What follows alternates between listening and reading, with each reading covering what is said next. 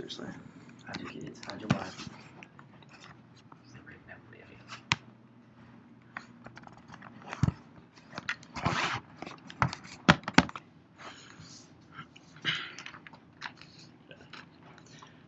According to Daniel Sarver and Bob Batchelor in American History Through Sports, a young man visited a small town in Wilkes County, North Carolina. He asked the local where he could purchase some moonshine. The local looked at him and pointed at the post office and said, "That's the only place where you cannot find it." This shows how easy it was to get moonshine during the Prohibition era. The practice of moonshining was prevalent all across the southern half of the United States. During hard economic times, many young men were forced to join the illegal practice of bootlegging, or transporting illegal liquor through the South and the rest of the United States. The transportation of this liquor is directly related to the formation of NASCAR and how fast the sport grew over the years.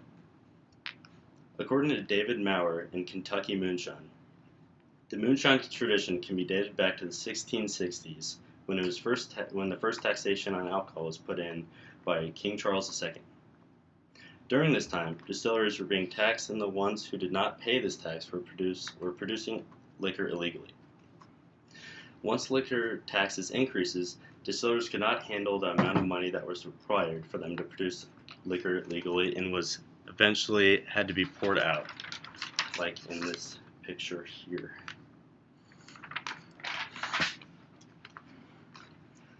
Distillers were either forced to shut down production or move to remote areas to avoid tax evasion. Bootleggers began during the Prohibition era with the ban of legal sale of liquor. Foreign liquor smuggling was the first form of bootlegging during this time. It was smuggled through sea coasts and the borders of Mexico and Canada.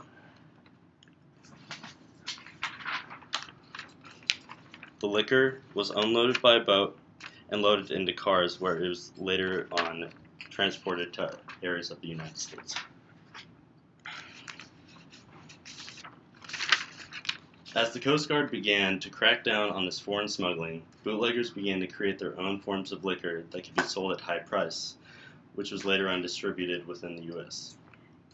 The distribution was the start of an American organized crime, which persisted for much time after Prohibition. With the large amount of profit produced by this distribution, there was a lot of money left over for bootleggers to soup up their cars and enhance the performance to outrun the law. This became a competition between the police and bootleggers themselves to see who had the fastest vehicle and who could get away.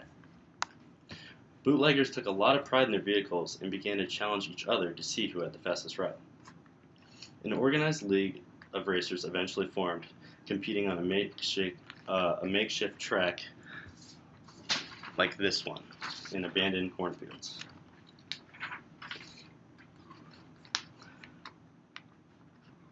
The first races took place every Sunday and were typically very small. Eventually, tens to hundreds of people began to show up. The newly formed American Automobile Association, or the AAA, formed at the beginning of the 20th century.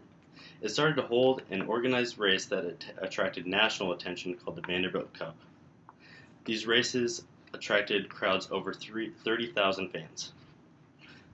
With all these fans, there was a lot of publicity that came along with these races. Many businesses began to leap at the opportunity to sponsor these events.